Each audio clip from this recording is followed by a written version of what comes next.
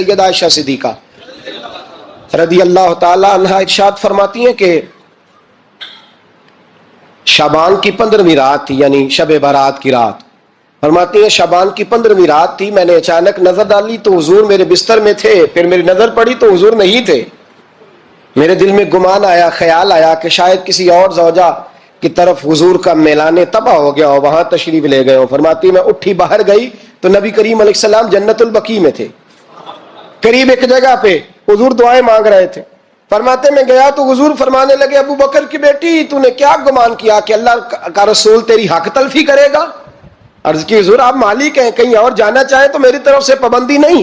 کہتی ہے وہاں کھڑے کھڑے میرے رسول کریم نے بیان فرمایا، یہ ترمذی کے لفظ ہیں، حضور نے فرمایا عائشہ یہ شعبان کی 15ویں رات ہے، مدینے میں سب سے زیادہ بکریاں بنو کلب کا قبیلہ پالتا تھا۔ فرمایا آج کی رات بنو کلب کے قبیلے کی بکریوں کی تعداد کے مطابق اللہ میری امت کے لوگوں کی بخشی فرما دے گا۔ یہ وہ رات ہے۔ جناب عائشہ صدیقہ رضی اللہ تعالی عنہ نے بات رات کو سنی تنہائی میں نبی پاک سے، رات کو تنہائی میں حضور سے سنی، سویرے جناب عائشہ نے کل امت کو بتائی۔ اگر یہ بات اہمیت والی نہ ہوتی تو بی بی صاحبہ آگے روایت کرتی، یہ کتابوں میں آتی، یہ لوگوں کو بتاتی۔ حضرت عائشہ نے روایت کیا اور مولا علی شیر خدا نے تو کھل کے کہا، ابن ماجہ میں حضرت علی سے پیار کرنے والوں کے لیے الگ عنوان، مولا علی نے کھل کے فرمایا شعبان کی 15ویں رات کو رات عبادت کرنا اور سویرے روزہ رکھنا۔ حضرت علی کا لفظ بائی نہیں سیاستہ میں، رات کو عبادت کرنا، دن کو روزہ رکھنا۔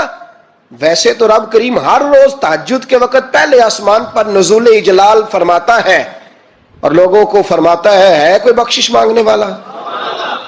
اور فرمایا ہر روز تہجد کے وقت یہ اعلان ہوتا ہے، پر شب برات کو نا شروع رات سے یہ اعلان شروع ہو جاتا ہے۔ ادھر دیکھو میری طرف، مغرب سے اعلان شروع ہو جائے گا۔ اللہ کرے آپ کو سمجھ آئے، اللہ کرے آپ کو۔ اور بھائی یہاں بار لوٹ سیل لگ جائے، یہاں ابھی سیل لگ جائے، 5000 والا جوڑا 1500 میں، تو رش ختم ہوگا۔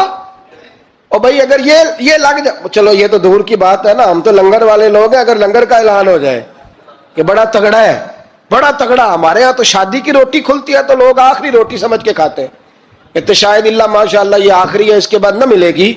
جب اعلان ہوتا ہے اور دعوت ہوتی ہے کہ کھلا ہے جی کھاؤ، کیا حشر ہوتا ہے، کیا انداز ہے۔ مولا علی شیر خدا حدیث روایت کرتے، رنگ کیا ہے؟ فرمایا باقی راتوں میں نا تھوڑا سا پیکج ہوتا ہے، تھوڑا سا، آخری حصے میں رات کے شب برات کو نا رات چڑھتے ہی اللہ پہلے آسمان پر جو اس کی شان کے لائق ہے نزول جلال فرماتا ہے، اور پہلا جملہ یہ فرماتا ہے کوئی معافی مانگنے والا؟ اللہ کرے آپ کو سمجھ آئے، یعنی معافی دینے والا کہہ رہا ہے چلو آؤ ادھر آؤ، ذرا معافی مانگو، میں معاف کرنے آیا ہوں، مانگو معافی۔ ہے کوئی معافی مانگنے والا؟ معاف کر دیں گے۔ اور آپ فرماتے ہیں ہے کوئی رزق مانگنے والا؟ وہ جو بڑی درخواستیں دیتے پھرتے ہیں نا مختلف اداروں میں، وہ ایک درخواست نا کل شب برات والی رات بھی دیں۔ اللہ کرے آپ کو سمجھ آئے۔ وہ جو کہتے ہیں نا بڑی بڑی کمپنیوں میں نے اپلیکیشن جمع کرائی ہے تو کہیں کام نہیں بن رہا تو نسخہ دے رہا ہوں، ایک اپلیکیشن کل رات بھی جمع کراؤ انشاءاللہ کام بن جائے گا۔ اور میں نہیں کہہ رہا، مولا علی شیر خدا فرما رہے ہیں، اور وہ خود نہیں فرما رہے، وہ نبی پاک کا فرمان نقل کر رہے ہیں، اور وہ رسول اللہ صلی اللہ علیہ وسلم کی بات نہیں بیان کر رہے۔ وہ کہتے ہیں رب فرماتا ہے کوئی روزی مانگنے والا؟ سارے سیٹھوں نوابوں جاگیرداروں کے پاس جا جا کے تھک گئے ہو، ایک دن میرے کہنے پر، ایک رات، ایک دیہڑی ذرا شب برات والی لگا کے تو دیکھو۔ پر شرط یہ ہے کہ یقین کامل ہو، ارادہ یہ، مطلب اللہ معاف کرے آپ نے ناراض نہیں ہونا، لیکن وہ ماحول اس طرح کا ہے کہ شب برات کو ایک دو ساتھی کو کہا رات کو عبادت کر کہتے جی وہ تو ٹھیک ہے پر سویرے چھٹی نہیں، کام کرنا ہے۔ یعنی رب کہہ رہا ہے کہ تو آ جا شب برات کی رات، جو مانگے گا وہ تجھے، لیکن یہ ادھر نہیں توجہ کر رہا، یہ کہتا ہے سویرے 10 بجے دکان نہ کھلی تو مشکل ہو جائے گی، دفتر نہ گیا تو حالات آپ دیکھیں ذرا۔ اب جب یقین اس طرح کا ہو تو پھر تو بھائی ساری زندگی اداروں میں درخواستیں دینی ہے، پھر آپ جیسا آپ کا مزاج ہوگا، اللہ تعالیٰ تو بندے کے گمان کے قریب ہے۔ تو میرے رسول پاک علیہ السلام نے ہمیں یہ میسج دیا، پیغام دیا، فرمائے اس رات جو اولاد مانگے گا رب اسے بھی عطا فرمائے گا، اس رات جو اللہ سے بخشش مانگے گا اللہ اسے بھی دے گا۔ اس رات جو رب کریم سے عزت مانگے گا اللہ اسے بھی عطا کرے گا. شارحین نے لکھا اس رات جو رب سے پردہ پوشی مانگے گا اللہ اسے پردہ پوشی بھی عطا کرے گا. جو جنت کا سوالی ہوگا رب اپنے فضل سے عطا فرمائے گا. کوشش فرمائیں 10 محرم کو ہمارے ہاں لوگ جاتے ہیں قبرستان. وہ کسی حدیث سے ثابت نہیں, میں منع نہیں کر رہا, جائیں 9 محرم کو جائیں, 10 کو جائیں, 11 کو جائیں, 8 کو جائیں, سفر میں جائیں, ربیع الاول میں جائیں, قبرستان میں جب بھی جائیں, منع نہیں ہے. لیکن شب برات والی رات تو خود رسول کریم گئے ہیں نا قبرستان. اب جو بات میں نے سمجھانی ہے اس کو سمجھیں. نبی پاک کی والدہ کا مزار نہیں ہے وہاں جنت البقیع میں. حضور کے کو بھائی بہن, حضور کیا کرنے گئے؟ امت کی بخشش کے لیے گئے. شب برات کی رات لالچی نہ بنے کہ صرف میں نے اپنے لیے روزی مانگنی ہے, کل امت کے لیے مانگے رب کریم سے.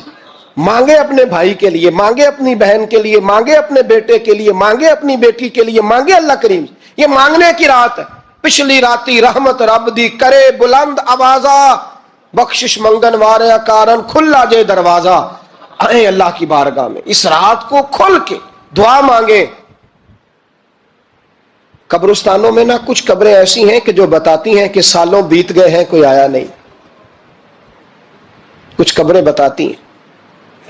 اور کچھ بڑے قبرستان بڑے شہروں میں ایسے بھی ہیں کہ جن کا گورکن کہتا ہے کہ مجھے کمیٹی نے کہہ دیا ہے جہاں 4-5 سال کوئی نہ آئے وہاں نئی قبر بنا دیا کرو. وہاں نئی قبر بن جاتی ہے معاذ اللہ. او بھائی کچھ ہیں ایسے, کچھ ہیں. یہ جائے نا اکبر بادشاہ یہاں لیٹا ہے لاہور میں, وہ شعر لکھا ہوا ہے بر مزارے ماں غریباں نے گلے پروانہ سوزز نے صدائے بلبلے. فارسی کا مقولہ لکھا ہے اس کی قبر پہ, کہتا ہے میں وہ غریب ہوں, اعلیٰ بادشاہ ہے مقبرے میں لیٹا ہے, کہتا ہے میں وہ غریب ہوں کہ نہ یہاں کوئی پروانہ آتا ہے نہ بلبل آ کے گیت گاتی. کوئی آتا ہی نہیں, کوئی فاتحہ نہیں پڑھتا, کوئی فاتحہ نہیں پڑھتا. او بھائی کئی قبریں ایسی ہیں جن پہ سالوں بیت گئے کوئی لوٹا نہیں. اور مشکات میں حدیث ہے میرے نبی کریم علیہ السلام نے فرمایا جو قبر میں ہوتا ہے وہ تو اس آدمی کی طرح ہے جو دریا میں ڈوب رہا ہے اور وہ انتظار کر رہا ہے کہ میرا بیٹا میرے لیے دعا مانگے, میری بیٹی دعا مانگے. پر بیٹے کو تو 27 سال ہو گئے, ملک سے باہر ہے, کاغذ بنے گے تو ابے کی قبر پہ آئے گا نا, اس کے تو کاغذات ہی نہیں مکمل ہو رہے. وہ بیٹے کو تو مشکل ہے بڑی, وہ تو کاغذات نہیں بن رہے. وہ تو دولت کا مطالبہ پورا ہوگا تو جبھی وہ کام ہوگا نا. انتظار ہو رہا ہے قبروں میں میرا بیٹا دعا کرے, میرا بھائی دعا کرے. اور اگر بچہ دفن ہے تو وہ کہتے ہیں میری ماں دعا کرے, میرا باپ دعا کرے. کوشش کریں شب برات بعد از مغرب یہ رواج پیدا کریں. یہ رسول اللہ کا طریقہ ہے صلی اللہ علیہ وسلم. قبرستان میں جائیں اور جا کر کے وہاں اللہ تبارک و تعالیٰ سے دعا مانگیں کہ یا اللہ جو اس قبرستان میں لیٹے ہیں وہ بھی, اور جو آج تک کلمہ پڑھنے والے دنیا سے گئے وہ بھی, اور جو قیامت تک جائیں گے وہ بھی, اے اللہ تو سب کی بخشش فرما دے. اللہ کی رحمت کو محدود نہ کرے کہ صرف مجھے بخش دے, اسے کہیں یا اللہ کل کی بخشش فرما. ساری امت کے لیے دعا کریں. شب برات کی رات نفل پڑھیں. ہمارے ہاں محفل ہوتی ہے ہر سال الحمدللہ, بڑے شوق سے بڑا خوبصورت ہم اہتمام کرتے ہیں. لیکن میں اکثر دوستوں سے کہا کرتا ہوں کہ جن کو اکیلے میں نفل پڑھنے میں مزہ آئے وہ اکیلے میں پڑھیں. کتنی کھلی بات کر رہا ہوں, میں پابند نہیں کر رہا کہ آپ یہاں آئیں گے محفل میں آئیں گے ضروری ہے. بھئی آپ کو اکیلے میں مزہ آتا ہے نا. کچھ لوگ تنہائی میں ہو تو دل زیادہ لگتا ہے, وہ تنہائی میں کریں اللہ اللہ کوئی عرض نہیں. لیکن کچھ ایسے ہیں کہ نعت سنتے ہیں تو دل نرم ہوتا ہے, تقریر سنتے ہیں تو دل نرم ہوتا ہے. تو جن کا اس طرح نرم ہوتا ہے وہ مسجد میں آئے, بات سنیں. کچھ کو سب کے بیچ بیٹھ کے رونا آتا ہے. حضرت سعدی شرازی فرمایا کرتے تھے کچھ لوگوں کے آنسو مجھے رلا جاتے ہیں. فرماتے ہیں کچھ کی آنکھیں دیکھ کے رو پڑتا ہوں, لہذا میں جب بھی ذکر کرتا ہوں محفلوں میں بیٹھ کے کرتا ہوں. تنہائیوں میں مجھ سے نہیں ہوتا, تو جس سے نہیں ہوتا وہ آئے نا, مسجد میں آئے, رات عبادت کرے. کل مغرب سے پہلے پہلے کام سمیٹ لے سارے, اور مغرب کے بعد یہ رات شروع ہوگی, مغرب کے بعد ایک چھٹی کر لو اللہ رسول کے لیے. کر لیں گے انشاءاللہ تعالی ایک چھٹی. اور توبہ کی رات ہے, یہ توبہ کرنی ہے. توبہ کس کو کہتے ہیں؟ توبہ کا معنی ہے پچھلے گناہ پر پچھتانا, شرمسار ہونا. کہتے نہیں اے کاش میں نہ کرتا, اور وہ لفظوں میں نہیں جملوں میں نہیں, توبہ رٹی رٹائی نہیں. شرمسار ہونا اور آئندہ گناہ نہ کرنے کا پکا ارادہ کرنا، اس کا نام توبہ ہے۔ دیکھیں اللہ تعالیٰ فضل کرے، میں نے پچھلے سال کہا تھا، پھر کہتا ہوں، مسجدوں سے نا شب برات کی رات، شب قدر کی رات چیخوں کی آوازیں آتی ہیں، لوگ اتنا روتے ہیں نا، رونا چاہیے، کم روتے ہیں زیادہ رونا چاہیے، لیکن سوال یہ ہے کہ اتنا زیادہ لوگ شب برات کی رات روتے ہیں، کیا پھر سویرے بددیانتی ختم ہو جاتی ہے؟ جو رات مسجد میں کھل کے رو کے آیا ہے، اس کا پروگرام ہے نا کہ اب ملاوٹ کبھی نہیں کرے گا، اب گاہکوں سے جھوٹ کبھی نہیں بولے گا، اب وہ بددیانتی کا معاملہ کبھی نہیں کرے گا، لیکن رات روتا بھی رہے اور سویرے پروگرام یہ ہو کہ میں نے پھر لوگوں کو فریب دینا ہے، داؤ لگانا ہے، تو اس نے توبہ کیا رات کے، یہاں بس یہ ایکٹنگ کر کے لوٹ آیا ہے، یعنی بڑی سجا بنا کر کے سوار کر کے رات توبہ کی۔ کیا مطلب ہے توبہ کا؟ کہ توبہ آپ نے کی۔ حضرت حسن بصری سے کسی نے کہا توبہ کیا ہے؟ فرمانے لگے توبہ یہ ہے کہ جس گلی سے رب نے تجھے منع کیا ہے دوبارہ پھر تو اس گلی میں نظر نہ آئے، تو نظر ہی نہ آئے، اور جس جگہ جانے کا رب نے تجھے حکم دیا ہے پھر تو دوبارہ وہاں سے غیر حاضر نہ ہو۔ اگر یہ پروگرام ہی نہیں، ارادہ ہی نہیں، بچے ایک دو مجھے کہنے لگے کل حضرت صاحب توبہ کے موضوع پر ہم نے گفتگو کرنی ہے، تو کوئی باپ بتائے کہاں پہ ہے، کچھ بچے شاگرد ہیں، کچھ مسجدوں میں جمعہ پڑھاتے ہیں، ایک نے مجھ سے کہا، تو میں نے کہا بیٹے پہلے مسجد میں جاؤ، 2 نفل پڑھو، توبہ کرو، توبہ کا ارادہ بناؤ، یہ رسم نہیں ہے۔ وہ نعت خواں بھی تو توبہ کر لینا جو شب برات کے دن لوگوں کو توبہ کرانے آیا ہے اور 25,000 کا سودا کر کے آیا ہے، تو آج اس کام سے تو توبہ کرنا، یہ نوٹ پھکوانے سے تو توبہ کرنا، یہ رسم ہے؟ ساری رات توبہ توبہ توبہ توبہ، یہ کیا معنی ہے اس کا؟ کیا مطلب کریں؟ امام غزالی فرماتے ہیں کہ ایک آدمی بادشاہ کا گارڈ تھا، سپاہی تھا، اس کا پہرے دار تھا، نگرانی کرتا تھا، بڑی وفاداری سے نوکری کرتا رہا، بادشاہ نے اسے تنخواہ کے علاوہ بھی بڑا نوازا، اسے بادشاہ نے بڑے الاؤنسز دیے، بادشاہ نے بڑا کچھ دیا، مکان دیا۔ کچھ سالوں کے بعد بادشاہ کو پتا چلا کہ یہ میرے لیے نہیں آتا تھا، اس کی تو میری کنیز پر نظر تھی، اس نے تو رات کی ڈیوٹی اس لیے لگوائی تھی کہ کنیز پر نظر تھی۔ تو امام فرماتے ہیں کہ بتاؤ پھر وہ بادشاہ اس کے ساتھ کیا سلوک کرے گا؟ وہ کیا سلوک کرے گا؟ تو لوگ کہنے لگے حضور لگتا یہ ہے کہ وہ نا 4-5 حصوں میں کاٹ کے تو کتوں کے آگے پھینکے گا۔ آپ فرمانے لگے میرا رب تو بڑا ہی کریم ہے، وہ تو ایسے نہیں کرتا، لیکن بتلاؤ اگر اسے پتا چلے کہ یہ رسم کے لیے آیا ہے، اس کی تو نظر ہی مال پہ ہے، یہ تو سویرے بدلے گا نہیں، یہ تو دھوکہ دے رہا ہے، یہ تو توبہ کرنے آیا ہی نہیں، اس نے تو ڈھونگ رچایا ہے، اسے تو پہلے سے خبر ہے، تو پھر تم کیا امید رکھتے ہو؟ پھر کیا رویہ رکھتے ہو؟ شب برات کی رات دھاڑے مار مار کے رونا اور صبح اسی طرح دھوکہ دینا، اسی طرح فریب کرنا، اسی طرح جھوٹ بولنا، اسی طرح بددیانتی کرنا، اسی طرح لوگوں کو لوٹنا، تو یہ رسم نہیں ہے توبہ۔ توبہ تو بدل جانے کا نام ہے، توبہ تو پھر سنور جانے کا نام ہے۔ توبہ تو اس طرح ہے جس طرح حضرت ابراہیم ابن ادھم نے کی تھی، وقت کے بادشاہ تھے بادشاہ، جب توبہ کی تو پھر ہر چیز چھوڑ دی، پھر مال لوگوں میں بانٹ دیا اور پھر ٹاٹ کا لباس پہن کر زندگی گزاری۔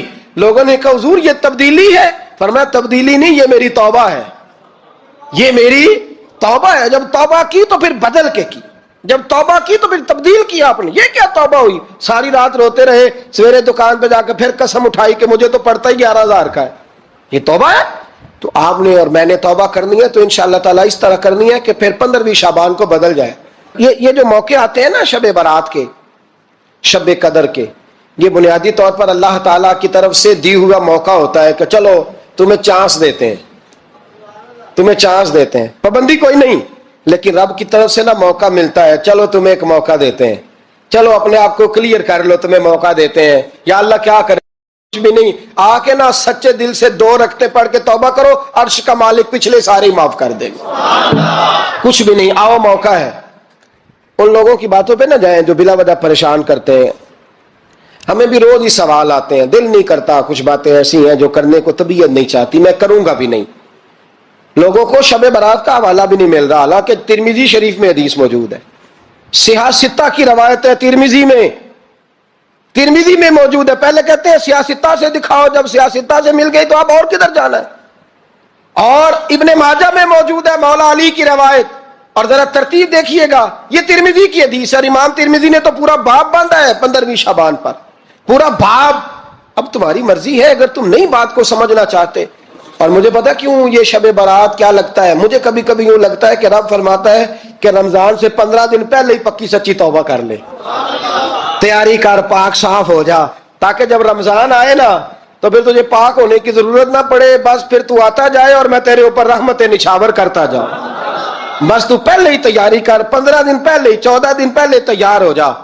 کل رات اپنے آپ کو ذہنی طور پر تیار کریں, بچوں کو تیار کریں, گھروں کو تیار کریں. اب جب مہمان آتے ہیں نا بڑا کچھ کرتے ہیں, شب برات آئے تو مصلے ایک دفعہ دھویا کریں, ایک دفعہ مصلے دھویا کریں. فرش دھوتے ہیں نا مہمانوں نے آنا ہے تو ایک کمرے کا فرش دھو کے صاف کریں کہ خواتین نے یہاں ساری رات نماز پڑھنی. یہ ارادے بنائیں. جس طرح آپ کہتے ہیں نا رات کو سفر کرنا ہے تو دوپہر میں تھوڑا آرام نہ کر لوں, تو کل دوپہر میں آرام کر لیں تاکہ رات کو رب رب کرنا آسان ہو جائے, اللہ کی بارگاہ میں بیٹھنا آسان ہو جائے. حضور نے فرمایا جو فرض نماز کے بعد دعا مانگے اللہ اس کی قبول کر لیتا ہے. نبی پاک صلی اللہ تعالی علیہ وسلم نے فرمایا اللہ مسافر کی دعا قبول فرماتا ہے. حضور نے فرمایا اللہ مظلوم کی دعا قبول فرماتا ہے. حضور نے فرمایا بیمار سے دعا کراؤ اللہ اس کی دعا قبول فرماتا ہے. میرے نبی پاک نے فرمایا ماں باپ جب بھی اولاد کے لیے ہاتھ اٹھائیں, ویسے تے بلے شاہ تو آسمانی اڈ دیا ہی پھڑ دیں, جڑا گھر بیٹھا انہوں بڑھیا ہی نہیں. حضور فرمانے لگے ماں باپ جب بھی اولاد کے لیے دعا فرمائیں اللہ ان کی دعا کو قبول کرتا ہے. آپ اپنا تعلق بنائیں دعا کے ساتھ, عبادت کے ساتھ, مصلے کے ساتھ رشتہ بنائیں, استغفار پڑھیں. صلاح الدین ایوبی صلیبی جنگوں میں تھے, رات کو مسجد اقصی میں نماز پڑھی تو پریشان تھے. ایک بزرگ سے ملاقات ہوئی تو وہ کہنے لگے کہ آپ بڑے پریشان ہیں. کہنے لگے حضور پریشان اس لیے ہوں کہ پہلے ہی مسلمان کمزور ہے, اب میں نے سنا ہے دشمن کا ایک بحری بیڑا وہ جنگی سامان سے بھرا ہوا آ رہا ہے, تو اب ان کے پاس اور تلواریں اور نیزے آ جائیں گے, مسلمانوں کے پاس پہلے ہی وسائل کی کمی ہے, پریشان ہوں کس طرح کر کے مقابلہ کریں گے. یہ بات کہتے ہی صلاح الدین ایوبی نے بزرگوں سے کہا حضور آپ بھی دعا کرنا, دعا کی بڑی طاقت ہے. میرے نبی پاک نے فرمایا دعا مومن کا ہتھیار ہے, دعا مومن کا, دعا مومن کا. حضور نے فرمایا تقدیر کو سوائے دعا کے کوئی چیز نہیں بدل سکتی. دعا مومن کا ہتھیار ہے, یہ کافر کے پاس کوئی نہیں, یہ ہتھیار ہے مومن کا. اللہ کرے آپ کو سمجھ آئے. پھر سنیں کئی بار کہہ چکا ہوں یہ ہتھیار ہے. کافر کے مقابلے میں جو تیرے پاس سب سے بڑا ہتھیار ہے وہ دعا ہے. دعائیں کرانی چھوڑ دی, کرنی چھوڑ دی, لینی چھوڑ دی. حضرت سیدنا انس بن مالک رضی اللہ تعالیٰ عنہ فرمایا کرتے تھے میں نے وہ رنگ دیکھا ہے جب حضور دعا مانگتے تھے اور حضور کی مقدس آنکھوں میں آنسو بھی ساتھ ہی بہا کرتے تھے, میں نے وہ انداز دیکھا. تو صلاح الدین ایوبی بزرگ سے کہنے لگے آپ بھی دعا کیجیے, اور خود رونے لگے اور سر سجدے میں رکھ کے رونے لگے, اور عشاء سے لے کر فجر تک روئے, خوب روئے. صبح وہ بزرگ آئے تو صلاح الدین ایوبی کا خوبصورت اور ہنستا ہوا چہرہ دیکھا. کہنے لگے آپ بڑے خوش ہیں, رات تو میں نے بڑے روتے ہوئے دیکھا تھا. تو کہنے لگے حضور وہ جو بحری بیڑا آ رہا تھا نا وہ پانی میں ڈوب گیا ہے, اب وہ نہیں آ رہا, ابھی خبر آئی ہے تو میں بڑا خوش ہوں. بزرگ کہنے لگے اٹھ سینے سے لگ اور سن ایک بات, وہ بحری بیڑا پانی میں نہیں ڈوبا, وہ تیرے آنسوؤں میں ڈوب گیا ہے. وہ جو تو رات رویا ہے نا رب کریم کی بارگاہ میں تو وہ ڈوب گیا ہے. بھائی اپنا مصلے کا, عبادت کا, وظائف کا, اللہ اللہ کا سلسلہ اس کو مضبوط کرے, اپنی دعاؤں کے تعلق کو مضبوط کرے. دعائیں بڑے انقلاب برپا کر دیتی ہیں. ہم تھوڑے تھوڑے نا جب سے خشک ہوئے ہیں نا, خشک, اور میری تو جماعت ہی صوفیاء کی جماعت تھی. ہم تو داتا علی اجمیری کی جماعت سے, ہم تو خواجہ اجمیری کی جماعت سے, ہم تو شیخ احمد فاروق سرہندی کی جماعت سے, ہم تو صوفیاء کی جماعت. ہمارے ہاں تسبیحات پڑھ لی جاتی ہیں اگر کبھی موقع ملے, لیکن وہ خاص انہماک, وہ خاص شوق, وہ خاص ذوق اللہ تبارک و تعالیٰ کی عبادت کا. ایک ہوتا ہے نماز پڑھنا, ایک ہوتا ہے اہتمام کے ساتھ نماز پڑھنا, یعنی ذرا وقت پہ اٹھنا, ذرا صحیح کر کے وضو کرنا, ذرا شوق سے مصلی بچھانا. ایک ہوتا ہے تسبیح پڑھ لینا, اور ایک ہوتا ہے ذرا تھوڑا سا نا شوق کے ساتھ اللہ کو یاد کرنا. آپ کبھی جو میں نے آیت کریمہ پڑھی اس کی آپ شان نزول دیکھیں. نبی کریم صلی اللہ تعالی علیہ وسلم کے نا کچھ صحابہ اللہ کی محبت کے شوق میں حضور کی بارگاہ میں حاضر ہوئے اور انہوں نے آ کے عرض پتہ کیا کیا؟ عرض کرنے لگے یا رسول اللہ صلی اللہ تعالی علیہ وسلم سالوں بیت گئے ہیں سجدے کرتے ہوئے، حضور سالوں بیت گئے ہیں تسبیح پڑھتے ہوئے، سالوں بیت گئے کہتے ہوئے کہ سبحان اللہ وہ پاک ہے، ہمیں سالوں بیت گئے یہ کہتے ہوئے کہ اللہ اکبر وہی سب سے بڑا ہے، سالوں بیت گئے کہتے ہوئے کہ الحمدللہ ساری تعریفیں اللہ کے لیے، سالوں بیت گئے اس کی تسبیح کرتے، تحلیل کرتے، تکبیر کہتے. حضور اب نہ ہمارا اپنے رب سے ملنے کو جی چاہتا ہے. کبھی اے حقیقت منتظر نظر آ نہ لباس مجاز میں، لاکھوں سجدے تڑپ رہے ہیں میری جبین نیاز میں. اور اقبال کہنے لگے کہ تیرے عشق کی انتہا چاہتا ہوں، تو میری سادگی دیکھ کیا چاہتا ہوں، میرا ذرا سا تو دل ہے مگر شوق اتنا، میں وہی لن ترانی سنا چاہتا ہوں. میرا بھی دل کرتا ہے کہ اللہ میں تجھے کہوں میں تجھے دیکھنا چاہتا ہوں جس طرح حضرت موسیٰ کلیم علیہ السلام نے کہا تھا، اور تو مجھے کہے کہ لن ترانی تو نہیں دیکھ سکتا، ذرا سا تو دل ہے مگر شوق اتنا، میں بھی وہی لن ترانی سنا چاہتا ہوں. پھر کہنے لگے بھری بزم میں راز کی بات کہہ دی، بڑا بے ادب ہوں سزا چاہتا ہوں. دیکھو سب لوگوں کے بیچ ہی میں نے یہ کہہ دیا. میرے عزیز صحابہ نا شوق میں، کتنے سارے لوگ ہیں آپ، کتنی ماشاءاللہ بڑی تعداد میں آپ آئے. ہم بھی کبھی اس شوق میں گئے ہیں کہ ہمارے رب کو دیکھنے کو دل چاہتا ہے، ہمارا جی چاہے وہ کبھی ہمیں ملے، ہم کبھی اس کی زیارت کریں، اس کی بارگاہ کرم میں ہم حاضر ہوں. صحابہ نے عرض کیا یا رسول اللہ صلی اللہ تعالی وسلم ہمارا رب کہاں ہے؟ ہمارا نا اپنے رب کو دیکھنے کو جی چاہتا ہے. جب صحابہ نے یہ عرض کیا تو اللہ نے قرآن مجید نازل کیا، فرمایا وَإِذَا سَأَلَكَ عِبَادِي أَنِّي فَإِنِّي قَرِيبٌ. محبوب جب میرے بندے آپ کی بارگاہ میں آ کے میرے بارے میں پوچھے نا تو ان سے کہہ دینا میں ان کے قریب ہی ہوں، قریب ہی ہوں. دلیل کیا ہے؟ آئی اذا دان، یہ جب بھی مجھ سے دعا مانگیں گے میں ان کی دعاؤں کو قبول فرماؤں گا، میں ان کے قریب ہوں، میں ان کے قریب ہوں. یہ جب بھی دعا مانگیں گے نا میں قبول کروں گا، میں ان کے قریب ہوں.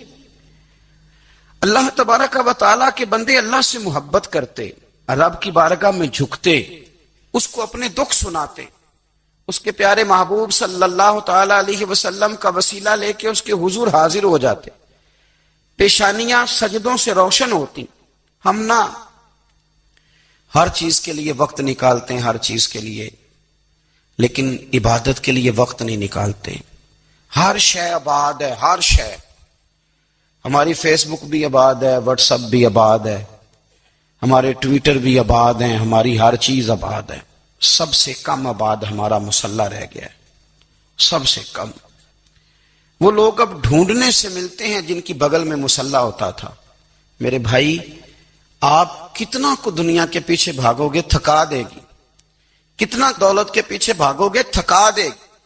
آپ جب اپنی زندگی میں جمع تفریق کرو گے نا تو مرتے وقت احساس ہوگا کہ سارا کچھ تو لوگوں کے لیے کیا، اپنے لیے تو کر ہی کچھ نہیں سکے. اور ہم عبادت کے معاملے میں بہانے بازی بھی کرتے ہیں. ہم کہتے ہیں اوہو رزق کمانا بھی تو عبادت ہی ہے نا، تو میں حلال روزی کے لیے جا رہا ہوں، یہ بھی تو عبادت ہے نا. میری طرح کے لوگ کہہ دیتے ہیں کہ میں سویرے اٹھ کے مدرسے میں کچھ اسباق دیکھتا ہوں تو یہ بھی تو عبادت ہے. میں بیان کرنے کے لیے مطالعہ کرتا ہوں تو یہ بھی تو عبادت ہے نا. اتنے لمبے سفر کر کے ملک میں دنیا میں گھومتا ہوں تو یہ بھی تو میں عبادت ہی کر رہا ہوں. اب اسپیشل نفلوں کے لیے وقت کس طرح نکلے، اسپیشل کر کے تسبیح میں کیسے چلاؤں، میں سارا کچھ ہم بہانے بنا لیتے ہیں نا. میرا سوال یہ ہے کہ یہ ساری باتیں صحابہ کو، نبی کریم کو، دیگر لوگوں کو بھی تو پتہ تھی نا. لیکن آپ غور تو کریں، 23 سال حضور کو وقت ملا، مختصر وقت ظاہراً تبلیغ کرنے کے لیے. پوری دنیا میں دین بھی پھیلانا ہے، گھر میں 11 ازواج ہیں، 4 بیٹیاں ہیں، ان کی اولادیں، سارے کام کاج بھی دیکھنے ہیں، لیکن سیدہ طیبہ طاہرہ حضرت عائشہ صدیقہ رضی اللہ تعالیٰ عنہ فرماتی ہیں سارا دن تبلیغ کرتے، ہر غلام کے دکھ سنتے، گھر میں آتے تو اپنے گھر والوں کا خیال کرتے، کام میں ہمارا ہاتھ بٹاتے، قربان جاؤں، کہتی ہیں زمانہ سارا سو جاتا لیکن آمنہ کے لال مصلی بچھا لیتے۔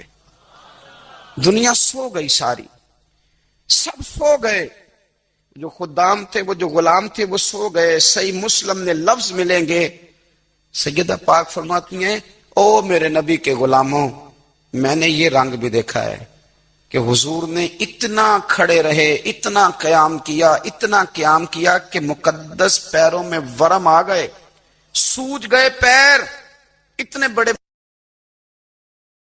دل پہ ہاتھ رکھ کے نہیں بتا سکتا کہ میرے کبھی نماز میں پیر سوج گئے ہوں، کوئی نہیں بتا سکتا۔ بچوں کی روٹی کماتے تھک گئے، بات الگ ہے، ہم سیر کرنے گئے تو تھک گئے، بات الگ ہے، لیکن عبادت میں یہ بھی تو مسلم شریف ہے نا، یہ بھی تو دین ہے نا، یہ بھی تو حضور کی سنت ہے، یہ بھی تو وہ چیز ہے جو کریم کی آنکھوں کی ٹھنڈک ہے۔ سیدہ فرماتی ہیں پیروں میں ورم آ گئے، اور ساری رات ہی حضور نے نماز پڑھی اور ایک ہی آیت بار بار دہرائی۔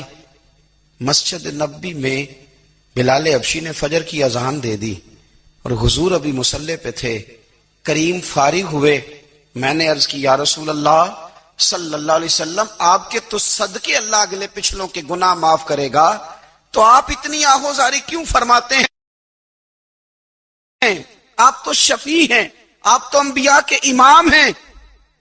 تو حضور نے فرمایا عائشہ تم نے گنوایا ہے نا میرے اللہ کی مجھ پر کتنی رحمت ہے، افلا اکون عبدا شکورا، فرمایا اگر اس نے اتنی نعمتیں دی ہیں تو کیا میں اس کا شکر گزار بندہ نہ بنوں؟ میں شکر گزار بندہ نہ بنوں اس کا؟ پھر اگر اتنی نعمتیں اس نے دی ہیں، مجھے اتنا نوازا ہے، تو پھر میں اس کے سامنے سجدے نہ کروں؟ او میرے بھائی، بڑے قابل فخر لوگ ہیں ہم کہ ہم نبی پاک کے غلام ہیں۔ بھائیو، جب انسان کا رشتہ اپنے مالک کے ساتھ ہوتا ہے پھر تو غم بھی کچھ نہیں کہتے، پریشانیاں بھی کچھ نہیں کہتی، پھر تو زندگی صبر والی، پھر تو زندگی توکل والی، پھر تو زندگی بھروسے والی، پھر انسان اپنے آپ کو رسوا نہیں کرتا، دنیا داروں سے امیدیں اس کی ختم ہو جاتی، امیدیں اللہ رسول سے لگا لیتا ہے، مضبوط ہو جاتا ہے، مضبوط، طاقتور ہو جاتا ہے، خوددار ہو جاتا ہے، باوقار باعزت ہو جاتا ہے۔ حضرت بہلول دانا رحمت اللہ علیہ بیٹھے تھے تو ہارون رشید حج کر کے آ رہا تھا،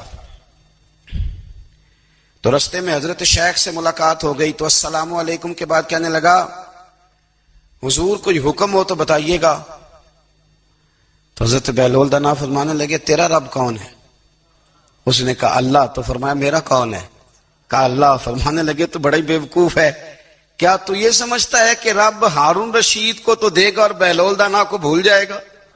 تیرا بھی وہی رب ہے، میرا بھی وہی رب ہے، اس نے اگر تجھے دے کے آزمایا ہے تو ہو سکتا ہے مجھے نہ دے کے آزما رہا ہو، جب اس کی حکمت کے تقاضے ہوں گے تو عطا کرے گا اور دے گا، تو جا اپنا کام کر۔ بھائی اپنی روحانی زندگی، اپنی عبادات، اپنے وظائف، اپنے روزمرہ کے معاملات، اپنی دعائیں، اپنا استغفار، دیکھو کوئی مشکل کام تو نہیں، 2 رکوع ہیں سورہ واقعہ کے اگر رات کو پڑھ لی جائے تو۔ میں کس طرح یہ بات بیان کروں کہ تعویذ بانٹنا آسان ہے اور وظیفہ بتانا مشکل ہے؟ سارا دن تعویذ بانٹیں تو لوگ لینے کو تیار ہیں، اور اگر آپ وظیفہ بتائیں تو کہتے ہیں تو مشکل کام ہے۔